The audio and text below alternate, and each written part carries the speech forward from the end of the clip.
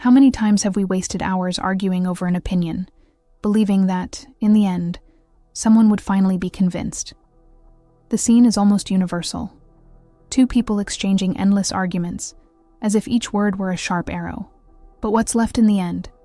Exhaustion, frustration, and often the strange feeling that nothing really changed. It's like talking in circles.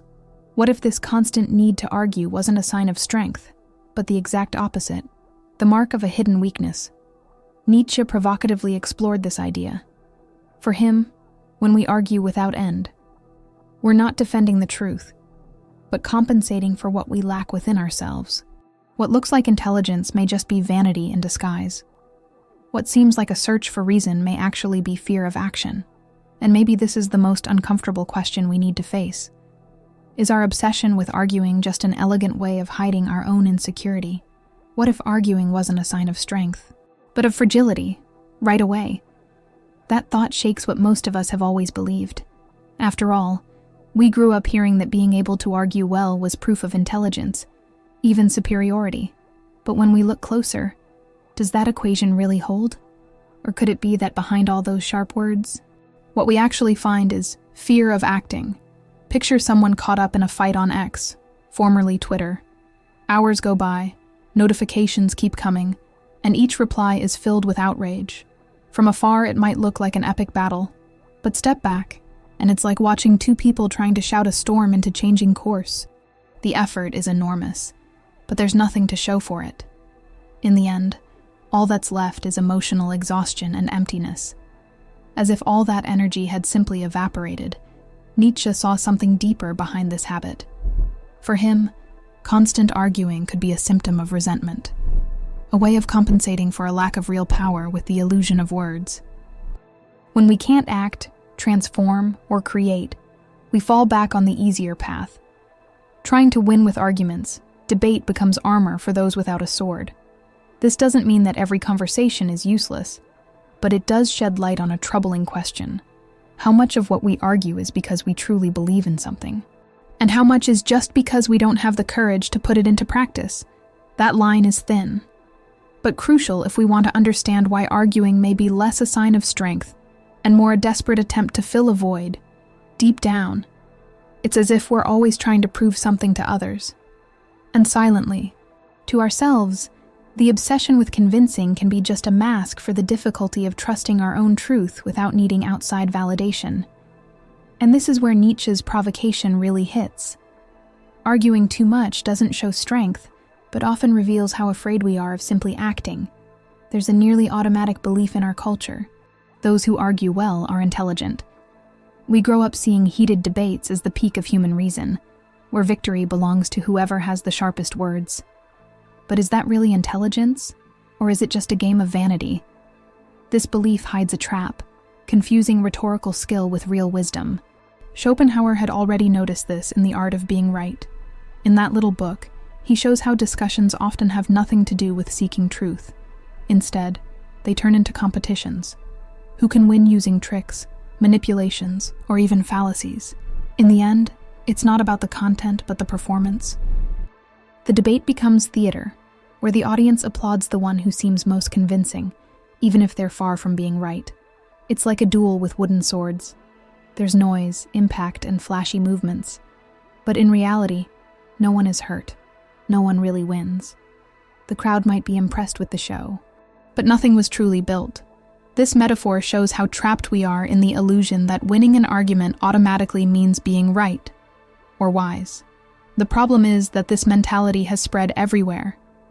Just think about social media, where arguments multiply under every post.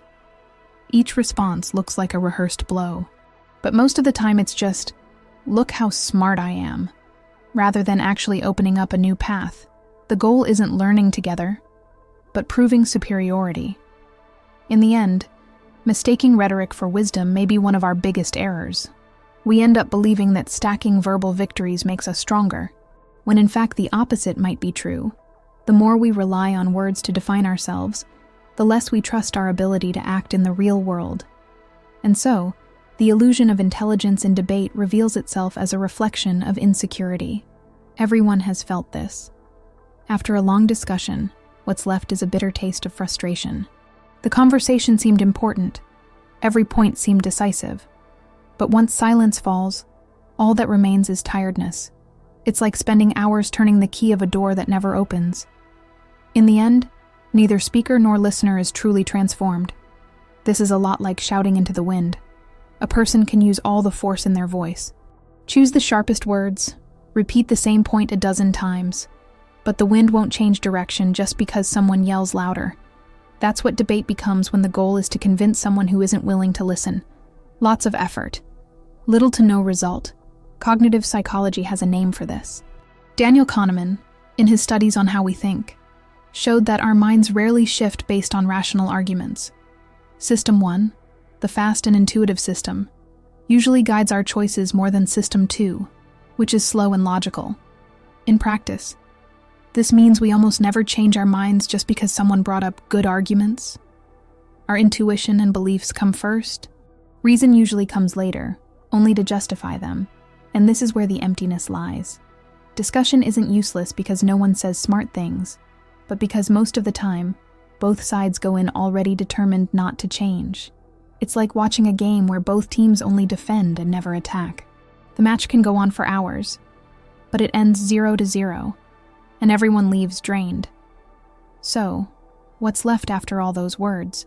Often, only emotional fatigue and the sense that time and energy were wasted. That's the real frustration. Realizing that the grand conversation was just a circle, always returning to the starting point. The emptiness after a discussion may be the clearest sign that it was never about transforming reality, but simply about holding positions. Nietzsche saw behind this obsession with arguing a hidden engine, resentment. This feeling isn't just bottled up anger. It's a kind of energy born when someone can't act directly. Faced with powerlessness, a person seeks another way to assert themselves, and words often become that outlet. He called this slave morality. The logic is simple. Those who can't win through strength or direct action invent values and stories to flip the game. What was once weakness is sold as virtue. It's like a bird in a cage trying to convince others that freedom is dangerous. That reversal brings comfort for a moment, but doesn't change the fact that the cage is still there. Debate, in this light, becomes the weapon of those who can't face reality head-on. Instead of acting, transforming, or conquering, energy is spent proving, through arguments, that the other side is wrong. It's a fight fought in the symbolic realm, where what matters is appearing superior, not being superior. Verbal victory replaces the absence of real victory. We can see this clearly in many online movements today.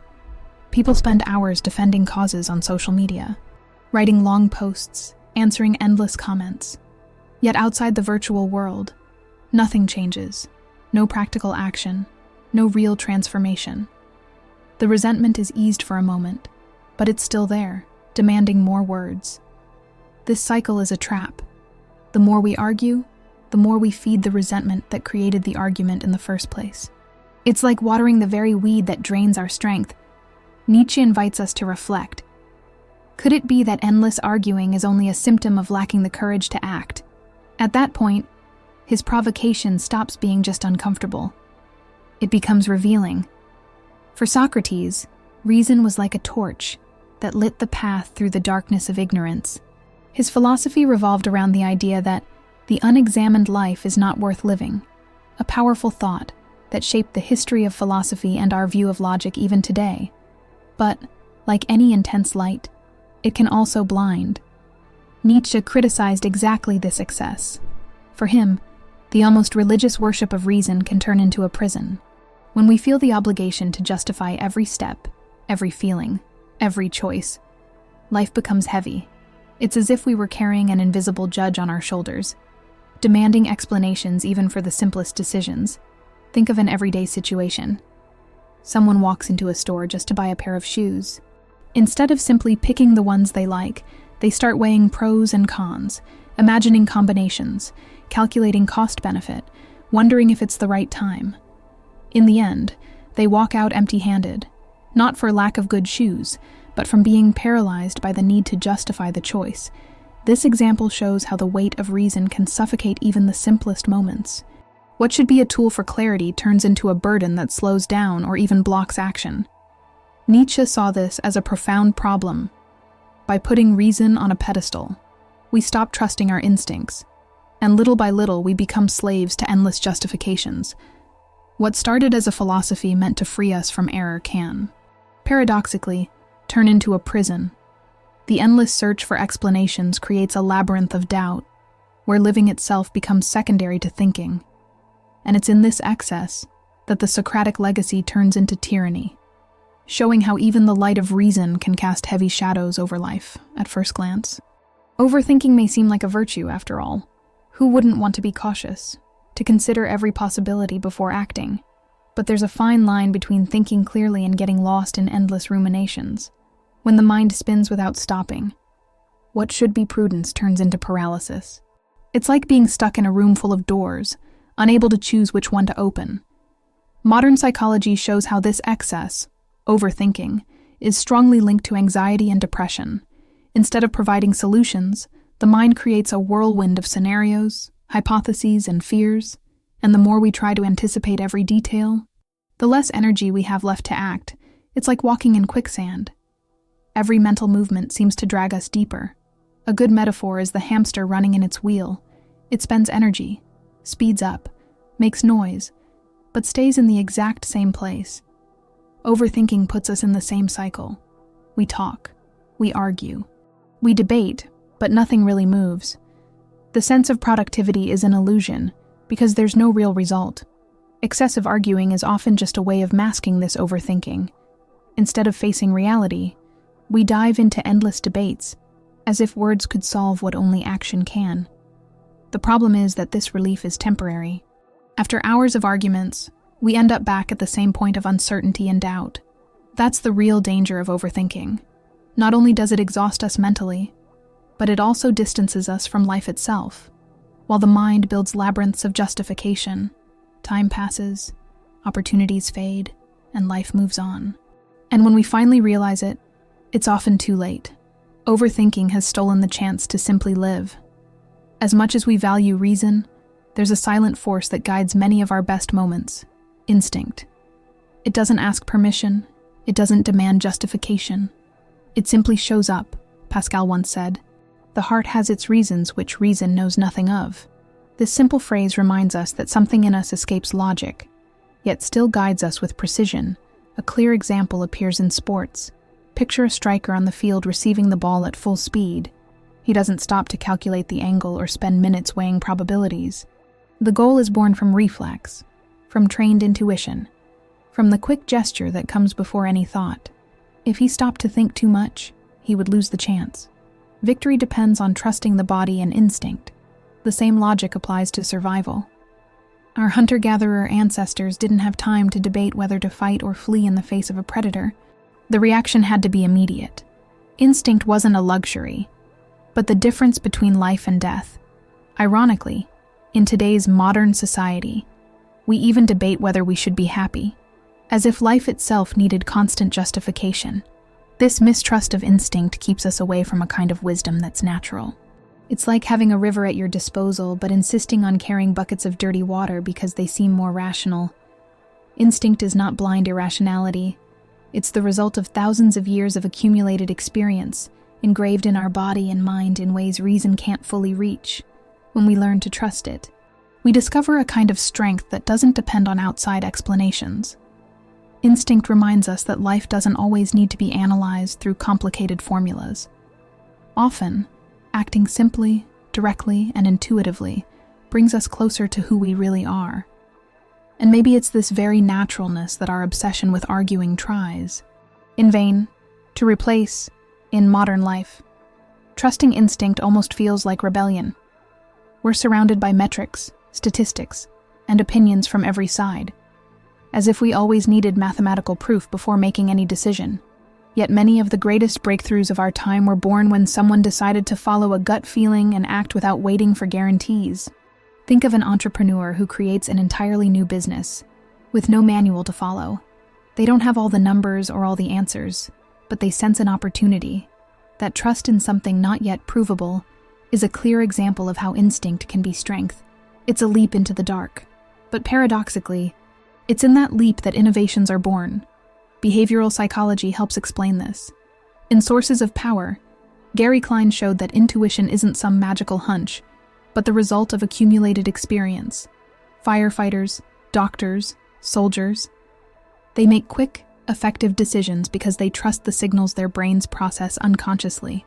Instinct, in this case, is condensed intelligence, ready to be used. The contrast becomes clearer when we look at those who wait endlessly for certainty. How many projects never leave the drawer because someone decided to wait for the perfect moment? How many dreams never come alive because data or external validation was missing? While some wait, others follow their instinct and create. And often, it's these people who change the game. The lesson from modern life is this: true strength doesn't lie in debating possibilities forever, but in acting even without all the answers. Instinct isn't the enemy of reason, but a powerful ally when we allow ourselves to trust it. In that balance lies the courage to turn ideas into reality, without needing the world's permission. Often, when we find ourselves stuck in endless discussions, what's really at stake isn't the truth, but the ego. It's as if behind every argument, there's a quiet voice saying, "I can't be wrong." The discussion stops being a search for understanding and turns into a battlefield where the main goal is to protect one's image.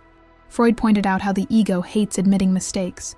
To recognize a flaw feels almost like facing a small death, because it dismantles the self-image we've built. That's why, in so many debates, it doesn't matter how strong the other side's argument is. The ego shuts down, arms itself, and finds any excuse to keep its position intact. A simple example can be seen in WhatsApp groups. Sometimes, a casual chat about politics, sports, or even the best restaurant in town turns into a heated battle. Nobody wants to back down, not because the topic is truly vital, but because stepping back would feel like personal defeat. In the end, the truth of the matter is lost, and what remains is a clash of egos. This behavior is addictive because it delivers small doses of satisfaction. Each well-crafted reply, each like received, each apparent point scored, fuels the will to keep fighting. But like any addiction, it doesn't bring real change, only the need to repeat the cycle. It's an empty victory, short-lived and increasingly costly. And so ego-driven debate reveals itself as a game of shadows. There's no light, no growth, just the maintenance of an image too fragile to be scratched. In this sense, arguing doesn't strengthen us. It only masks inner weaknesses. What looks like firmness is, deep down, fear. Fear of being vulnerable. Fear of admitting that we don't always have to be right. The idea of justice usually sounds noble, as if it were something pure, impartial, and universal. But when we look closer, we see that, many times, talk about justice serves more to cover up power interests than to seek balance. Debate around it often turns out to be just a sophisticated way of imposing one's will. Thucydides had already recorded this in the famous Melian dialogue. The strong do what they can, the weak suffer what they must.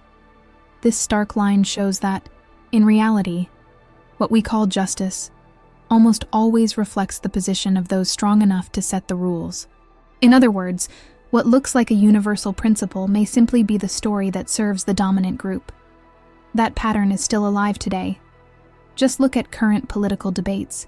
Each side raises the banner of justice, but most of the time what they're really defending are the interests of their own tribe. It's not so much about protecting the common good, as it is about reinforcing a worldview that benefits their group. Debate stops being about justice and becomes a power struggle in disguise. We see the same thing in everyday life. Imagine an argument at work. Someone says they're standing up for what's fair, but in practice they're trying to make sure their idea wins. The language of justice becomes a shield that hides the real motivation. It isn't about the group. It's a form of self-assertion. So when Nietzsche looked at these speeches, he saw a risk.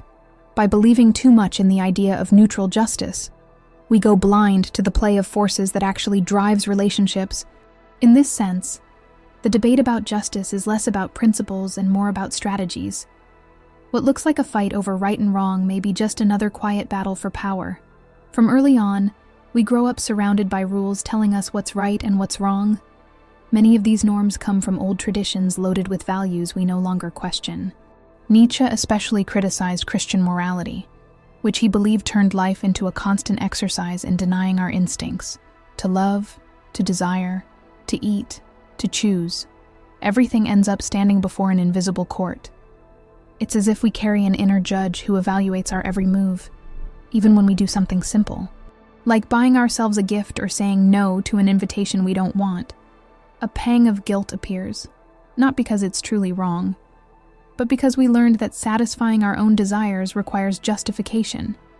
That weight creates a lingering discomfort that slowly eats away at spontaneity. This prison isn't made of visible bars, but of quiet expectations. Inherited morality works like subtle chains that shape our behavior without our noticing. It's a kind of jail with no guards, because the prisoner has learned to watch themselves. Freedom exists, but it feels off limits.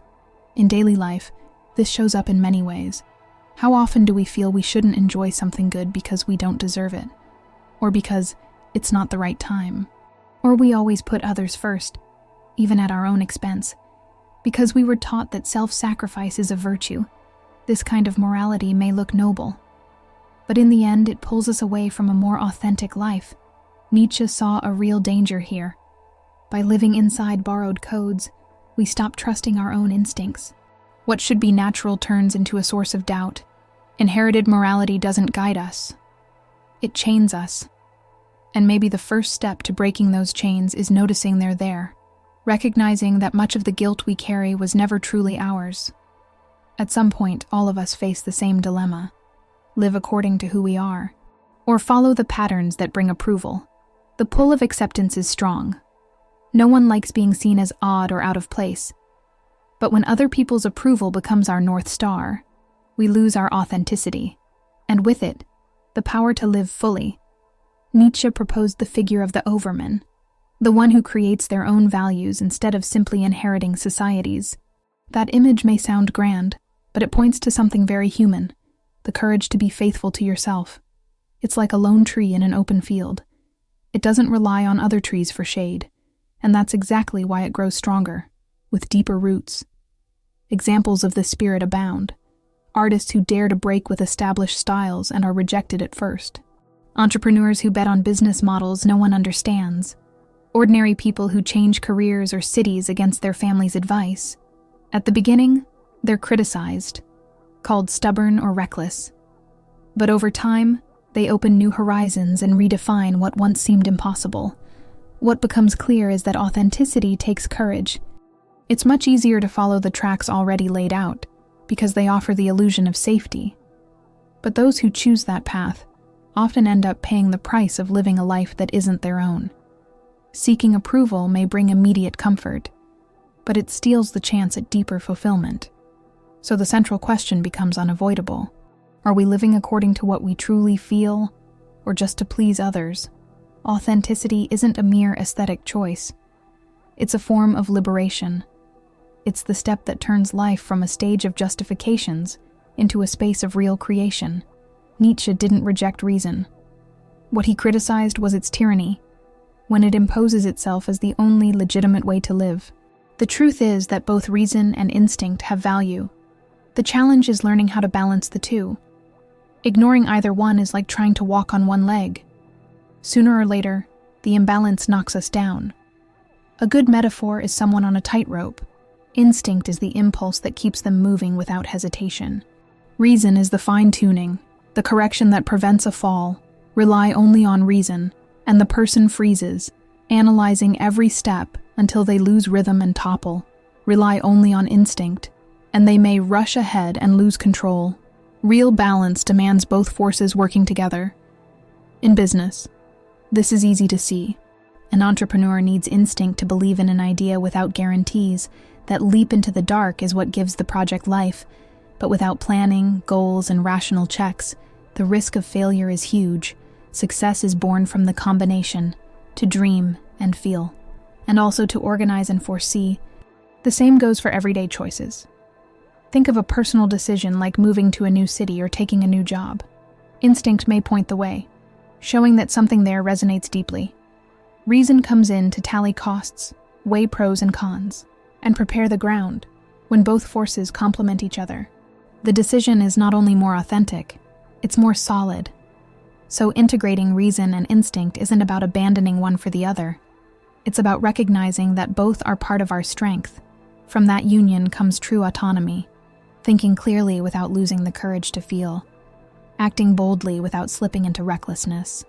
That balance may be the most powerful synthesis we can aim for. After all these reflections, it's time to focus on what really matters, turning this into life. There's no point understanding reason, instinct, or ego. If nothing changes in our day-to-day, the real challenge is to bring this awareness into small choices, the ones that set the pace of our existence. Nietzsche saw philosophy as an exercise in vitality. He didn't want readers to pile up theories. He wanted them to experience life more intensely. It's like music. It's not enough to understand the score. You have to dance, that's the call. To turn understanding into movement. To let reflection become a force that pulses through the body. And this isn't about grand revolutions, but concrete decisions. It might be accepting an unexpected invitation, changing a habit that traps us, or even having the courage to rest when everything around us demands constant productivity. The size of the action matters less than the willingness to step out of the circle of words and move toward what is authentic. Nietzsche said, "Become who you are." Simple and profound. It reminds us there's no manual for living, only a constant chance to come closer to ourselves. The invitation is to that kind of boldness, to set your own rhythm, even when the world insists on setting the rules. In the end, philosophy shouldn't be a closed room where we just talk. It should be an open window onto life. Reflection finds its meaning when it awakens the courage to choose, to try, to reinvent. And it's in that readiness to live more fully that thought becomes real freedom. Maybe, after all, the greatest form of freedom is to stop justifying and simply be. To live without fear of judgment, without the obligation to win debates, without the need to prove anything to anyone. That's where real strength is born. The kind that doesn't depend on applause or explanations. We spend so much time arguing about what's right, what's just, what's valid, that we forget to live, as if life always needed footnotes to happen. But what if the greater courage isn't convincing others, and is instead the nerve to choose your own path? Even when no one understands, Nietzsche presses exactly here. The obsession with debating may just be an elegant disguise for a lack of authenticity, because those who trust themselves don't need to shout. Those who live fully don't need an audience. The quiet of someone who acts speaks louder than any noisy argument. And of course, you can agree or disagree with all of this. That's part of the game. So drop your take in the comments below. Don't worry, you won't look foolish for debating here. See you next time.